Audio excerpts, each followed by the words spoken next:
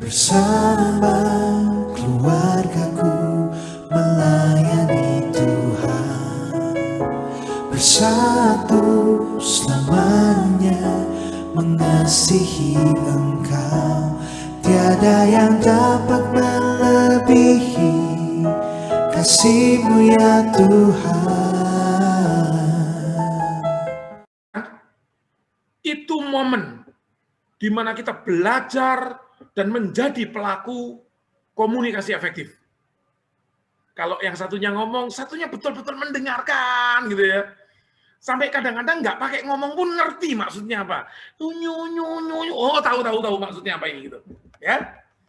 Ketika pasangannya ngomong, satu pasangannya merespon dengan baik, mendengarkan dengan baik.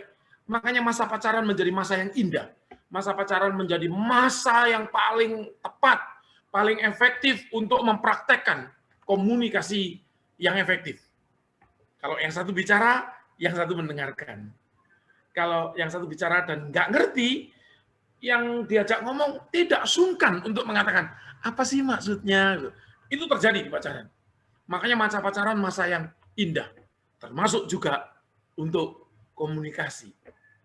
Tetapi seiring berjalannya waktu, begitu memasuki, sehingga apa yang dirasakan di pacaran tadi itu diharapkan bisa menjadi model yang dibangun dan diharapkan menjadi pola serta sikap yang permanen di dalam pernikahan. Jadi, apa yang terjadi baik tadi diharapkan bisa menerus. Dianggap menjadi pola permanen, itulah komunikasi kami. Tetapi, pada waktu mulai memasuki rumah tangga, ada banyak unsur yang hilang. Kemauan, kesediaan, kesabaran, pengertian untuk mendengarkan itu hilang. Itu memudar. Itu gone with the wind. Semua pada ingin bicara. Semua pada ingin didengar. Nggak masalah. Itu wajar. Kalau ada imbangannya. Ketika semua ingin bicara, semua juga ingin mendengarkan. Ketika semua ingin didengar, semua juga ingin mendengarkan. Tapi persoalannya menjadi berbeda. Persoalannya menjadi timpang. Yang timbul hanya keinginan untuk berbicara. Keinginan dan kesediaannya mendengar hilang. Yang timbul hanya keinginan untuk dipahami. Kemauannya untuk memahami meluntur. Semuanya ingin didengarkan. Tapi kesediaannya untuk mendengarkan hilang. Jadi sering kali begitu, udah ngomong panjang, ngerti Pak? Terus papanya ngomong, kamu ngomong apa sih gitu? Wah, gimana tak? Ah, sudahlah, kamu nggak bisa diajak ngomong, lalu pergi. Dan dipikir dengan itu selesai. No, itu permulaan pertempuran. Lalu ada yang saking gedeknya gitu ya, begitu terus gitu, akhirnya nggak mau ngomong. Diem aja lah. Yang satu nggak mau dengar, yang satu nggak mau ngomong. Pas, nggak ada yang perlu didengar, nggak ada yang perlu diomong. Itu yang terjadi. Atau menyediakan kupingnya, seolah kupingnya tetap bolong kan, ngomong lah, tapi membaca koran gitu. Kupingnya kemana, fokusnya kemana. Atau ada duduk berdampingan, seluruh raganya ada di situ, tetapi jiwa dan pikirnya ada di tempat lain. Dia telepon, dia berbicara dengan orang yang jauh. Ini yang banyak kita alami dalam kehidupan sehari-hari, dalam kehidupan berumah tangga, dalam kehidupan berpasangan. Kenapa? Harusnya yang ideal itu seperti ini. Seperti yang diinginkan pada waktu pacaran. Kalau aku mendengar, kalau aku bicara, dia mendengar. Kalau dia mendengar, bicara, aku mendengar. Kalau aku tidak paham, kutanyakan. Kalau dia tidak paham dan bertanya, aku menjawab dengan baik. Semua yang kita bicarakan adalah untuk membangun kami berdua menjadi lebih baik, menjadi lebih erat persekutuannya, menjadi lebih dekat persekutuannya dengan Tuhan, sehingga hubungan kita bisa menjadi lebih dekat. Tidak hanya pada saat pacaran, tetapi juga pada waktu sudah berumah tangga. Entah itu baru 5 tahun, menginjak 10 tahun, sudah 15 tahun, atau lebih dari 20 tahun. Harusnya seperti itu. Semua orang idealnya menginginkan seperti ini, bukan? Tidak satu pun dari kita yang tidak mengamini hal itu.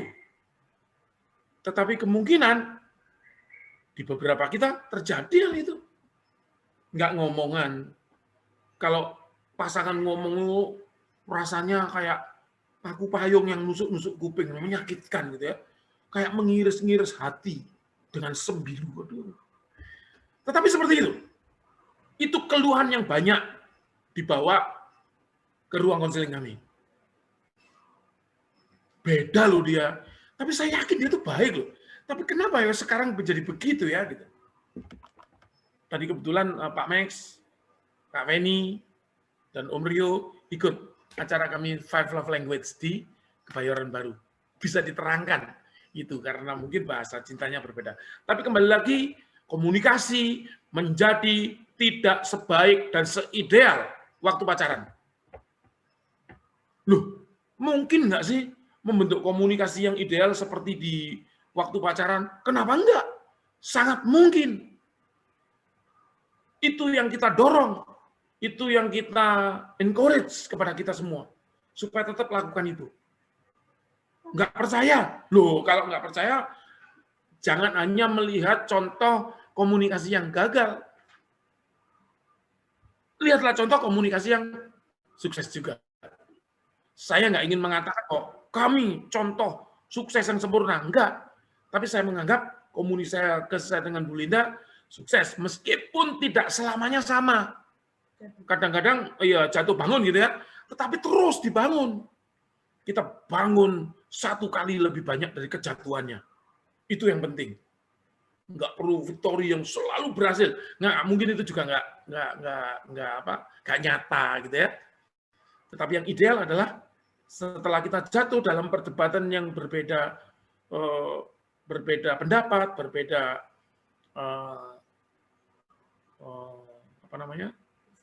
persepsi, yang paling penting adalah ada upaya untuk kemudian menyamakan persepsi. Sehingga komunikasi kembali menjadi lancar, menjadi baik, menjadi seimbang lagi.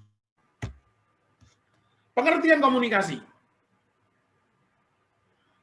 Bapak Ibu sekalian, komunikasi itu adalah pengiriman dan penerimaan pesan atau berita antara dua orang atau lebih sehingga pesan yang dimaksud dapat dipahami.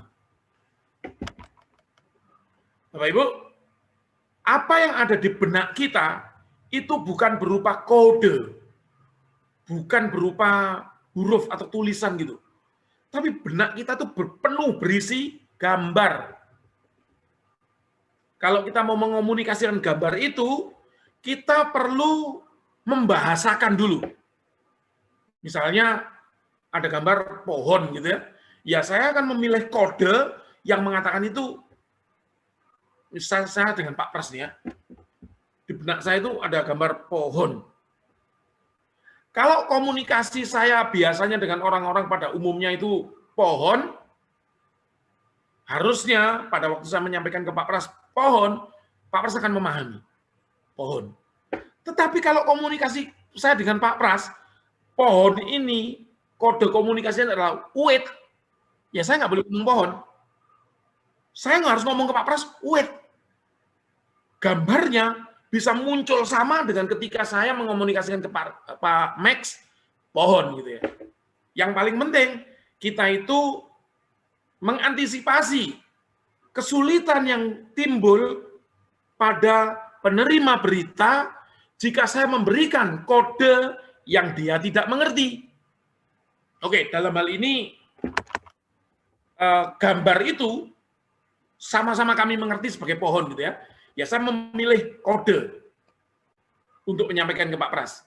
Akhirnya kodenya adalah POHON, dibaca pohon.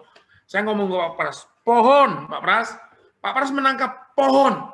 Lalu Pak Pras menerjemahkan kembali ke dalam gambar. Supaya itu dicocokkan dengan memori yang ada di benak Pak Pras. Pohon, cek, munculnya ini. Nah, apakah sesederhana itu? Kalau para pelaku komunikasi berupaya untuk lebih bisa menyediakan diri pada fungsi masing-masing, itu akan efektif. Tetapi bisa juga tidak efektif. Ya, ini pengertiannya. Nah, sekarang saya membuat ilustrasi. Model komunikasi. Di dalam komunikasi selalu ada pengirim dan penerima berita. Sederhananya antar dua orang, tapi bisa dengan banyak orang kan. Lalu ada channel yang dipakai. Channelnya bisa telepon, bisa WA, bisa udara, ngomong gini ya. Nah, karena yang ada di benak masing-masing kita adalah gambar, maka yang dilakukan pengirim pertama kali adalah membahasakan gambar. Merubah gambar tadi menjadi kode, membahasakan, ya. Kemudian dia mengirim itu. Setelah dibahasakan, dikirim.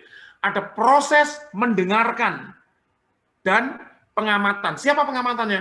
Penerima mengamati pengirim, pengirim mengamati penerima. Penerima mengamati pengirim, selesai belum ya ngomongnya ya? Pengirim mengamati penerima, ditangkap nggak ya? Nah, penerima melakukan sebuah proses yang namanya membangun pengertian. Jadi pesan itu kan ngomongnya nggak satu-satu kan, pohon, kering, terbakar kan, nggak gitu kan? Ngomongnya pohon kering terbakar gitu. Itu seperti mosaik di penerima. Truk, pohon, kering, terbakar. Selalu begitu? Enggak. Bisa jadi yang diterima gitu. Pohon, coklat, terang. Bisa begitu loh. Kalau cara kita membahasakan nggak tepat-tepat benar, dia akan menerima seperti itu. Karena pada proses membangun pengertian, dia punya tugas untuk menerjemahkan kode tadi menjadi gambar itu. Nah, kalau si pengirim sudah mengantisipasi kesulitan yang akan timbul pada penerima kalau dia mengirim kode yang tidak dimengerti, sehingga diupayakan untuk betul-betul bisa mengirimkan kode yang benar, maka proses penerjemahan akan lancar. Kepada masing-masing pengirim maupun penerima juga diperlukan kemampuan atau memiliki kosakata yang cukup memadai gitu. Makanya kadang-kadang kenapa kadang-kadang kita komunikasi dengan orang pasar gitu ya, susah banget gitu. Dengan nelayan gitu susah banget. Karena mereka tidak mempunyai kosakata yang cukup banyak seperti yang kita punyai. Dan itu terjadi karena kita memakai kosakata kita yang biasa kita gunakan tanpa mengantisipasi kesulitan mereka menerimanya karena itu tidak mengerti. Makanya pembicara yang baik selalu berusaha mencari terminologi yang dimengerti juga oleh lawan bicaranya. Selesaikah proses sampai di sini? Ya, biasanya selesai. Biasanya dianggap selesai. Makanya banyak komunikasi yang kacau. Ya. Pengirim merasa sudah menyampaikan dengan benar. Peduli amat penerima mengerti atau tidak, gitu ya. Penerima juga merasa memperoleh sebuah pesan, oh yang itu, diramasi benar menurut dia. Dia nggak peduli cocok enggak gitu. Nggak nanya. Setelah komunikasi malah ribut mereka, gitu ya. Saya ingin memberi contoh nih. Di depan rumah saya itu ada pohon. Tahu dong pohonnya? Ada pohon. Pohon yang gedenya itu dua tangkupan. Kalau saya sama Pak Max gitu pegangan gitu, pegangan begitu, saling pegang gitu, gedenya lingkar pohonnya itu segitu. Batangnya tidak halus gitu, tapi seperti banyak batang kecil-kecil yang dipilin jadi satu. Tingginya 6 meteran, 6 meter itu, lebih ya. Itu kira-kira 9 meter gitu. Rimbun banget. Daunnya kecil-kecil. Buahnya lebih kecil lagi, kecil-kecil merah. Terus dari atasnya itu ada kayak sulur-sulur gitu. Akarnya nancep kuat. Pohon apa itu? Kak Feni, Pak Pras, Om Brin, silakan tebak. Pohon apa itu yang saya komunikasikan? Beringin. Beringin. Kak Feni setuju? Pak Max setuju? Sih melihatnya seperti itu, pohonnya besar soalnya. Mirip. Ya, berarti setuju ya? Setuju. Beringin ya. Pak Brin setuju? Pak, nggak tahu saya, Pak. Pak Jimmy setuju? Kalau yang saya ceritakan itu pohon beringin. Setuju. Beringin. Bu Hermin setuju ya? Setuju. Kenapa Pak Pras tahu kalau yang saya sampaikan itu pohon beringin? Sesuai persepsinya. Pak saya bagus, Pak, dulu, Pak. Kenapa? Pelajaran biologi, IPA-nya bagus. Ya, karena setidaknya saya mengantisipasi kesulitannya kalau saya tidak menyampaikan ciri-ciri utamanya. Pohon gede itu banyak, pohon rimbun banyak, pohon 9 meter banyak, tapi rangkaian dari keterangan saya tadi mengarah bahwa itu pohon beringin, gitu ya. Terima kasih Pak Pras. Pak Brin, dengerin ya. Sentil Pak. Seringkali kita menganggap semua komunikasi berlangsung lancar dan baik seperti itu. Tidak.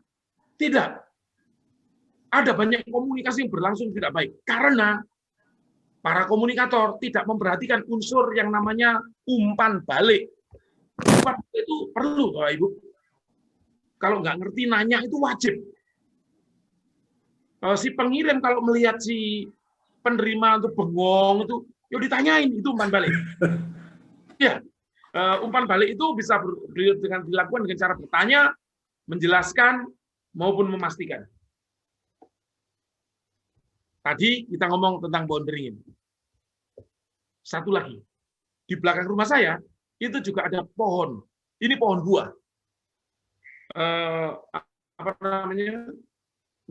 Batangnya segini. Kelihatan nggak sih? Segini nih batangnya. Ya, dia bercabang-cabang sejak dari bawah. Daunnya segini-segini nih. Lalu ada buahnya. Pohon buah apa itu? Tadi Pak Pras udah jagoan menebak pohon beringin. Yang berikutnya pohon buah apa itu, Pak? Jeruk nipis, Pak. Bukan. Pak Jimmy yang jawab ya? Enggak, Pak Brin. Oh, Pak Brin. Bukan, Pak Brin. Bukan. 2 kali salah saya. Saya kalau seputar pohon nggak terlalu paham, Pak. Tapi kalau seputar, oke, lanjut, Pak. Seputar pohon nggak paham, seputar ban nggak paham, seputar hewan nggak paham. Sing mbok pahami apa? Pak Jimmy pas ya tentang pohonnya. Pas. Max, pohon apa itu Pak Max? Kalau sebatangnya seperti itu, daunnya sebesar itu. Ada buahnya itu, bingung. Jauh suaranya, Pak Max, jauh suaranya. Deketin, Pak. Deketin suaranya. Nah. Deketin suaranya. Kedengeran? Ya, ayo jangan malu-maluin IPB, Pak. Di PB kan saya nggak ngurusin pohon doang. Ada pahu-pahu. Ya, soalnya itu di bawah Pak cabang. Max, pohon apa itu Pak Max? Ya betul, sebenarnya sih benar tuh, itu lebih kayak apa ya? Kalau nggak sejenis jerukan, itu kan pohonnya nggak terlalu tinggi ya. Ketawain Ya. Bu Hermin loh. Itu juga bisa juga sejenis itu apa kayak tanaman buah yang kecil-kecil kayak apa? Wah, buahnya gede tadi katanya. Kalau buahnya kan cuma segini kan. Tapi kalau nggak jeruk terlalu besar. kan Kan mana ya. ada daunnya segini. Tadi Ya, Pak itu soalnya bilang emang- Mungkin belimbing juga bisa. Belimbing yang Belimbing, bukan. yang wuluh itu. Belimbing, loh. bukan. Kan nggak besar belimbing yang wuluh itu. Belimbing yang kecil itu. Ya wes, ayo udah belimbing, bukan. Ayo tebak yang lain. Pak Pras, mangga, gua Pras. mangga. Nipis. Tomat deh, tomat Pak. Tomat, bukan. Jeruk nipis, bukan. Ayo siapa lagi yang mau tebak? Rio, Rio. Capek. Blimbing ulu. Cabe, bukan. Belimbing wuluh. Blimbing sayur. Belimbing ulu, bukan. Boni. Ya, Pohon buah, Pak, pohon buah. Ya buah apa? Dulu lah. Serme. Bukan. Durian Pak, durian. Waduh, durian buahnya. Jambu biji Pak, jambu biji. Durian masih kecil. Itu bukan nebak, itu kepingin yang nebak durian. Jambu biji juga bukan. Oke, Bapak Ibu, gini dulu ya. Tadi waktu saya ngomong tentang beringin, cepat banget ditebak. Tebakan Ada pertama. juntainya Pak. Oh, banyak yang berjuntai, Bu. Karet hutan juga berjuntai. Banyak sebetulnya yang berjuntai. Akarnya tuh Pak berjuntai, pohonnya besar. Akarnya kuat. Banyak. Jati akarnya juga kuat. Apalagi kalau ngelihat ke mana kebun raya Bogor, ada akar yang tingginya 2 meter. Kita foto itu nempel akar gitu. Ya. Tapi kenapa? Karena tadi semuanya jelas. Sementara sekarang saya menyampaikan hal yang umum banget. Semua pohon buah bisa seperti itu, gitu kan? Dan yang paling penting, yang tidak terjadi adalah umpan balik. Tidak ada yang bertanya kan? Karena kalau tadi tanya juga nggak dijawab karena nggak boleh bertanya, gitu ya. Nggak ada penjelasan lebih, nggak ada ciri-ciri khusus, gitu ya. Sehingga susah dijawab. Sekarang, mari kita lakukan umpan balik dalam komunikasi. Bertanyalah, apa yang kurang jelas bagi Bapak Ibu? Ayo Pak Jarwo yang dimaksud pohon apa Pak? Rasa Jangan langsung gitu dong. Oh. Jangan umpan Duduk balik. namanya. Warna buah apa? Kenapa, Bu? Manis apa? Warna Buahnya buahnya. warna apa? Buahnya warna apa? Buahnya hijau muda gitu. Dondong. Jambu peluru. Apres, Mangga. jangan nebak dulu. Dalam proses ini, yang sotoi akan salah terus. Rasanya Jadi saya akan tanya, apa Pak Max? Rasa buahnya. Manis kalau matang. Manis kalau matang. Kilo berapa Pak harganya Pak? Tergantung musim, Pak, dan tergantung tempat. Kalau musim Kalau belinya di Jeneponto sana yang murah. Kalau di Pasar Keranggan mahal. Musimannya setiap tahun apa? Berapa setahun berapa kali berbuah? huruf depannya apa Pak? Ini Srikaya nih kayaknya. Siapa itu Pak Srikaya itu? Saya. Siapa? Wah hebat Oh, Patri. Pak Tri ini bukan komunikator yang baik. Waduh. Ini cenayang. Pak Tri ini paranormal. Saya betul. Sebetulnya sedang ingin mengarahkan bahwa buah itu adalah Srikaya. Pak Tri, bagaimana sampean bisa tahu? Waduh. Nebak. Enggak, karena warnanya hijau, terus cabang di bawah, dan batangnya kan nggak besar. Oh iya, ini mengarah ke sana. Ya. Aduh, Buria bahaya banget ya ini Buria nih. Itu kebetulan yang sangat kebetulan. Iya. Biasanya betul. sampai dengan kira-kira 20-25 pernyataan baru ketemu. Tetapi yang jelas pohon Srikaya tidak umum. Tidak semua orang tahu pohon Srikaya. Yang saya ingin katakan sebetulnya, sesulit apapun dengan feedback, dengan umpan balik, sebuah komunikasi yang ruwet sekalipun akan terurai, akan ketahuan maksudnya. Terima kasih Pak Tri. Pak Tri sudah menghentikan uji coba kita. Dengan kecenayangannya itu. Itu pohon Srikaya. Bu Hermin tahu pohon Srikaya nggak? Tahu Pak, pohon Srikaya. Oke, jawaban saya tadi kepada mereka para penebak, betul nggak? Jeruk nipis, salah. Jambu, salah. Tomat, salah. Ya kan? Wong itu memang pohon Srikaya. Daunnya segitu. Kenapa kok muncul begitu? Karena sudah ada proses umpan balik, klarifikasi dengan bertanya, dijelaskan gitu ya. Tapi sekali lagi apresiasi saya terhadap Pak Tri, betul-betul hebat. Apa ini sediakan hadiah khusus untuk Pak Tri karena paranormalannya tadi. Ya. Hadiah khususnya adalah anglo kecil dan areng dan menyan.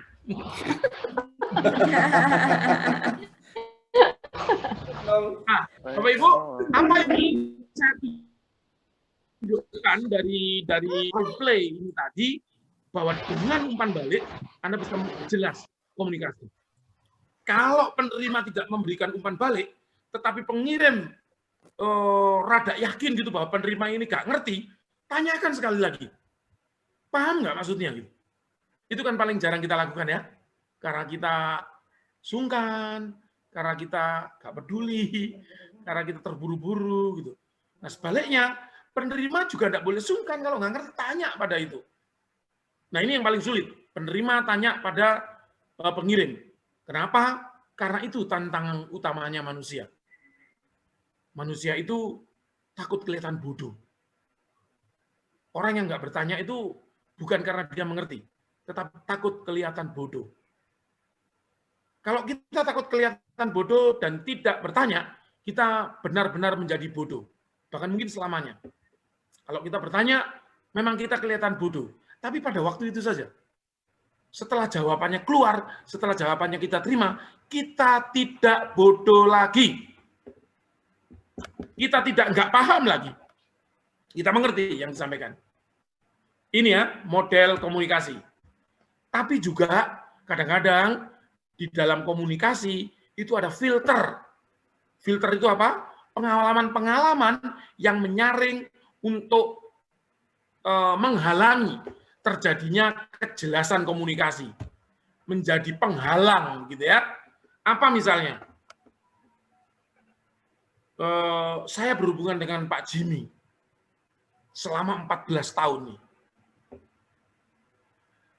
Kalau saya datang ke Pak Jimmy antara tanggal 5 sampai tanggal 15, di antara jam 9 sampai jam 12, tanggal kapanpun itu, saya itu mesti utang sama Pak Jimmy. Sekali waktu, saya datang ke Pak Jimmy. Di tanggal 9, hari Rabu, jam 11. Saya membawa berita yang baik sekali bagi Pak Jimmy. Pada waktu saya muncul, apa yang ada di pikiran Pak Jimmy? Kira-kira apa yang ada di pikiran Pak Jimmy? Utang. Yes. Utang. Apapun yang diomongkan dia, tujuan akhirnya pasti utang. Kenapa? Filter. Karena sudah biasa. Pengalaman. Itu kebijakan manusia, kebijaksanaan manusia. Lalu saya ngomong ke Pak Jimmy. Pak Jimmy, saya ada berita penting dan baik bagi Pak Jimmy. Apa yang ada di pikiran Pak Jimmy? Alah, omongmu. Lanjut aja ke persoalan utamanya. Utang. Ya. Tapi Pak Jimmy diam cuma nanggut-nanggut, lalu saya meneruskan ngomong. Saya cerita, tadi saya ketemu ini, ada gini. Yang di pikiran Pak Jimmy apa? Banyak kali cengkunekmu gitu. Banyak kali kau bicara gitu. Mana utangnya gitu. Sambil mengetawakan saya di dalam hatinya gitu ya. Teman-teman, ini contoh doang ya, jangan beneran ya. Lanjut, Pak. Ya, Bapak Ibu, ini contoh doang. Benernya kebalik. Oh, wah, itu boleh dipraktekkan nanti, Pak. Enggak. Ya. Lanjut, Pak. Sambil saya ngomong begitu terus, Pak Jimmy tetap berpikir, aduh, banyak kali cekunekmu. Mana utang, aku sudah nggak tahanin untuk menolak. Gitu. Ternyata saya ngomong terus sampai 40 menit. Setelah 40 menit, Pak Jimmy nangkep nggak yang apa yang saya omongkan? Berita baik tadi. Enggak. Pak, enggak. Kenapa? Enggak. Saya ngomongnya jelas loh. Ya. Bahasa Indonesianya baik, tertata, gramatikanya sempurna gitu. Pak Jimmy nangkep nggak pesan saya? Enggak. Enggak, ketutup soalnya. Karena Pak Jimmy tidak mendengarkan. Karena Pak Jimmy sibuk dengan pemikirannya sendiri. Orang yang berpikir sama dengan orang yang ngomong. Tidak mendengarkan. Ya. Kenapa? Karena filter tadi. Salah nggak Pak Jimmy? Nggak salah-salah amat secara manusia. Tetapi dalam komunikasi, Pak Jimmy salah. Masang filter di awal. Sehingga orang nggak ngerti ngomong apa gitu ya. Sebetulnya masang filter boleh nggak? Boleh. Boleh. Itu adalah kelebihan akal manusia. Bisa Ya, itu refleks biasanya, Pak. Kenapa Pak Jimmy? Refleks biasanya, refleks. Bukan soal refleks. Banyak orang juga tidak mampu memanfaatkan. Tapi ini kemampuan yang diberikan oleh Tuhan untuk mempelajari, menyimpulkan, dan menggunakannya pada saat yang tepat. Pengalaman tadi kan, Pak? Nah, itu nggak bisa dihilangkan, tetapi harus digunakan pada saat yang tepat. Komunikasi tidak boleh didahului dengan curigation. Komunikasi tidak boleh didahului dengan prasangka. Di dalam komunikasi tidak boleh suudon. Komunikasi harus netral. Apapun yang akan disampaikan orang, coba kita dengar dengan baik. Kalau Pak Jimmy tadi tidak memasang filter, Pak Jimmy akan mendengarkan kata-kata saya. Dan setelah 40 menit, Pak Jimmy akan ngerti berita yang saya bawa. Ya, kalau tidak pasang filter. Tapi setelah selesai 40 menit, lalu saya ngomong begini, masa ini memang sulit ya Pak. Bisnis susah, pemasukan nggak ada. Nah, pada waktu itu ketika Pak Jimmy mulai mengendus tanda-tanda itu, pasang filternya. Ini nih, sekarang masuk gilirannya utang nih pasti ini. Boleh begitu. Itu kebijaksanaan orang gitu ya. Tapi kalau kita memasang filter di depan, biasanya komunikasi gagal. Dalam kehidupan suami istri juga seperti ini, Bapak Ibu. Suaminya bawa berita baik, tapi alah, apa? Pemabuk, mau ngomong apa, gue gitu. Ya, Anda nggak nangkep pesannya. Istrinya ngomong, alah mama, kumpulanmu ibu-ibu arisan aja mau ngasih informasi apa, nggak masuk informasinya. Percayalah. Tetapi untuk setiap pembicaraan suami istri, hilangkan dulu penghalangnya. Jangan pasang dulu filternya. Tetapi berlakukan secara netral dulu. Seringkali hal-hal ini tidak kita sadari dalam komunikasi kita dengan pihak keluarga, dengan pasangan kita, terutama. Sehingga komunikasi tiba-tiba menjadi cekcok. Dari mana ya asalnya tadi? Dari situ. Dari kita memasang filter. Apalagi kalau pasangan pernah bersalah gitu ya. Setiap ngomong filternya itu. Bala, minta maaf. Bahkan kadang-kadang berbuat baik. Nah, kau berbuat baik berlebihan, jangan-jangan kau mengulangi dosamu yang dulu gitu. Itu memperburuk komunikasi, itu menjadikan komunikasi tidak berjalan secara efektif. Bapak Ibu, di dalam hidup berpasangan kita harus memahami bahwa komunikasi adalah pertukaran ide melalui percakapan, melalui verbal ya, percakapan atau kata. Jadi harus dipilih kata-katanya. Harus diantisipasi apa yang sulit dipahami oleh pasangan saya dan apa yang sebaliknya mudah dipahami oleh pasangan saya. Kalau saya ingin mengomunikasikan sesuatu, saya harus memilih yang mudah dipahami oleh pasangan saya. Kalau kita berkomunikasi terus setiap hari, lama-lama kosakata kita sama. Pilihan kata kita sama. Mau ngomong dari sisi manapun dengan gaya apapun biasanya lancar. Jadi biasakan itu ya. Hati-hati, terutama bagi pasangan yang mempunyai pasangan yang bahasa cintanya adalah kata-kata yang membangun. Seringkali kalau sebuah kata kritikan disampaikan kepada kita oke-oke aja, tetapi itu menjadi bermasalah bagi pasangan yang bahasa kasihnya adalah kata-kata yang membangun. Mereka sangat perhatian terhadap kata-kata dan mempunyai pengaruh emosional terhadap mereka. Untuk itu, pasangan harus berhati-hati ketika berkomunikasi. Bagaimana mengetahui pasangan kita bahasa cintanya kata-katanya membangun atau bukan? Lihat aja. Kalau dia senang dipuji, kalau dia senang memuji, kalau dia senang dikagumi, ya, senang disupport dengan kata-kata yang membangun, itu mungkin bahasanya adalah kata-kata yang membangun. Satu indikasi lagi, orang-orang yang bahasa cintanya adalah kata-kata yang membangun, mereka menyampaikan cintanya dengan kata-kata yang membangun. Dan merasa dicintai kalau kepadanya disampaikan kata-kata yang membangun. Tapi di sisi negatifnya, mereka adalah orang yang menyatakan ketidaksukaannya dengan kata-kata yang merusak. Marah itu ngomongnya jelek. Karena menyatakan cinta atau menyatakan ketidakcintaan dengan kata-kata. Begitu. Nanti yang lebih banyak di sesi yang lain ya. Pertukaran ide melalui nonverbal. Verbal, kalau hanya kata-kata, ya verbal itu bisa dibagi dua ya, wording dan paralanguage. Wording itu ada betul-betul kata-kata.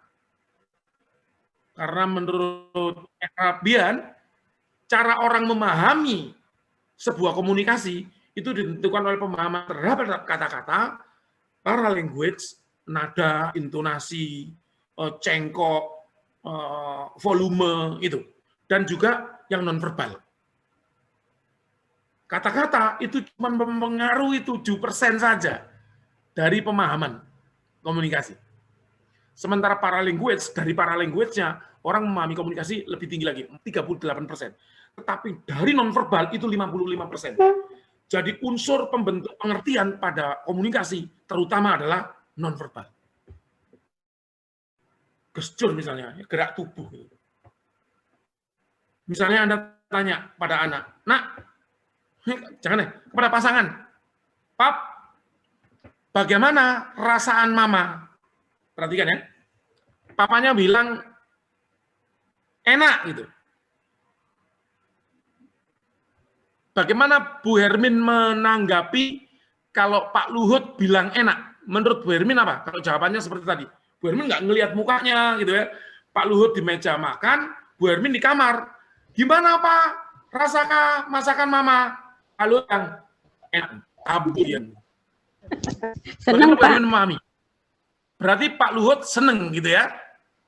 Iya. Berarti Pak Luhut merasakan enak. Oke, saya tambahin lagi. Kata-kata, ingat ya, kata-kata cuma 7%. Pak Luhut ngomongnya enak gitu. Sambil keras, rada menyentak, pendek banget gitu. Ibu tetap memahami bahwa Pak Luhut enak, senang? Enaknya berarti ada yang kurang, Pak. Enaknya ada yang kurang. Kurangnya seberapa? Kita nggak tahu. Ya. Ingat ya, kata-kata cuma 7%. Kalau kita hanya mendengar kata-kata di WA gitu sama Pak Luhut, enak mah. Kita pikir 100% enak menurut Pak Luhut. Tetapi kalau kita mendengar dari suara telepon atau dari suara langsung, paralanguage-nya tadi enak. Oh, Bu Hermin lebih curiga. Enggak seperti yang dibilang Bapak, enak. Ada yang kurang nih karena begitu. Apalagi kalau Bu Hermin ngelihat bagaimana Pak Luhut berekspresi. Gimana rasanya Pak? Enak. Bu Hermin akan tahu bahwa sebetulnya Pak Luhut mengatakan enak untuk sesuatu yang tidak enak. Betul ya, Bu? Betul. Ya. Kenapa di dalam komunikasi kita perlu saling menatap mata, saling melihat muka, itu untuk mempelajari itu. Untuk mencoba memahami komunikasi dari sisi itu. Kalau tidak, parah kita. Menyimpulkan sendiri, puas-puas sendiri, ternyata enggak, gitu ya. Gestur tadi termasuk nonverbal. Ekspresi. Maaf ya, apalagi kalau gini. Enak. Cuy. Itu lebih menyakitkan. Tapi umumnya karena kita nggak tahu gitu. Ya, ekspresi seperti itu. Penampilan. Enak gitu. Gitu ya. Kontak mata. Lah kalau tidak terjadi kontak mata, unsur nonverbalnya hilang, Bu. Nggak ketahuan. Menurut kita mah enak aja gitu. Nah, itu komunikasi dalam rumah tangga juga. Jadi kalau berkomunikasi, sampaikan dengan kata-kata yang jelas. Volume yang proporsional dan juga nada bicara yang pas.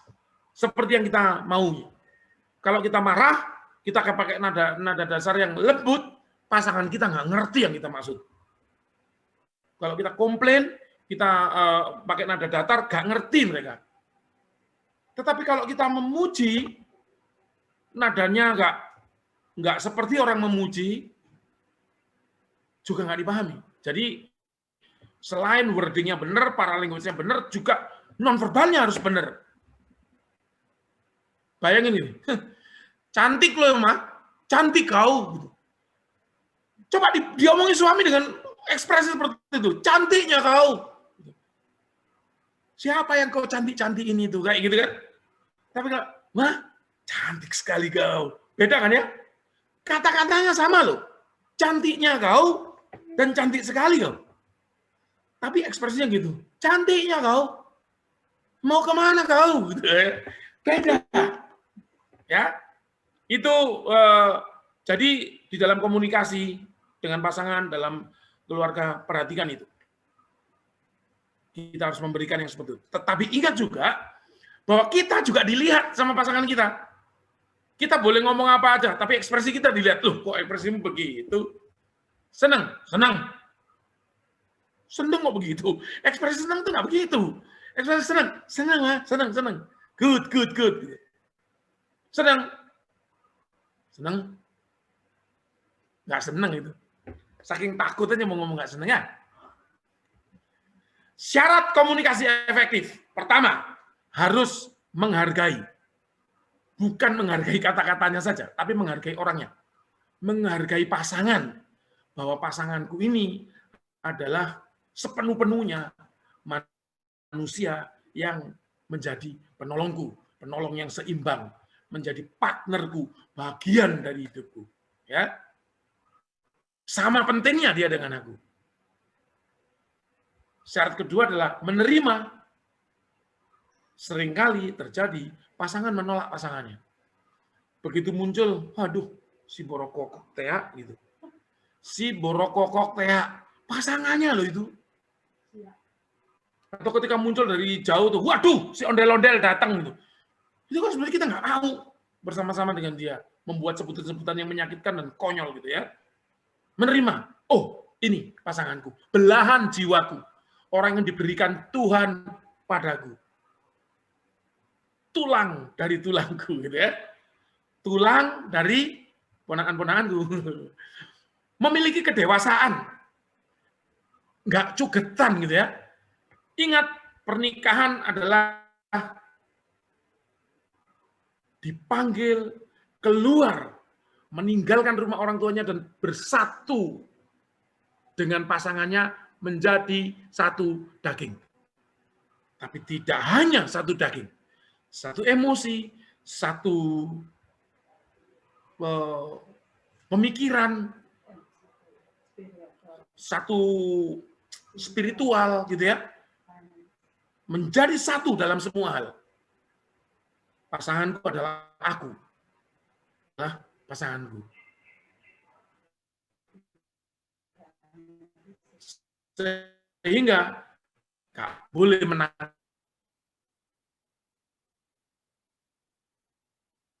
Yang benar ya. Tapi itu yang sering terjadi ya. Memahami, kalau mengerti, bagaimana mengerti? Kalau terus senantiasa menyediakan diri untuk mau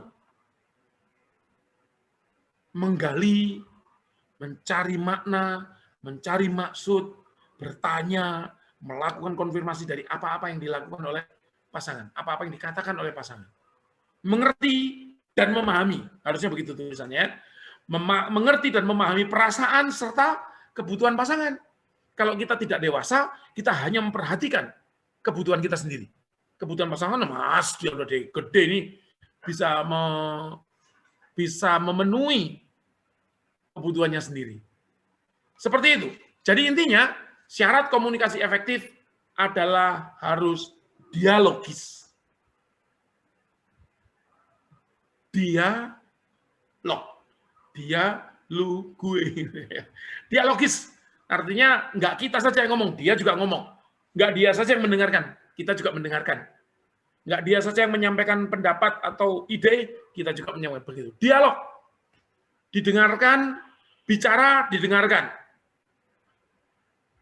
Diinformasiin, mendengarkan. Begitu, dan seterusnya. Dialogis. Itu rangkuman sederhana dari syarat komunikasi yang efektif. Yang pertama sekali kita ingin mendengarkan. Jadi kita bicara tentang Pak ini apa? Dia udah hang. Macet. Bagaimana kita bisa mendengarkan pasangan kita berbicara kepada kita. Jelas ya Bapak Ibu ya?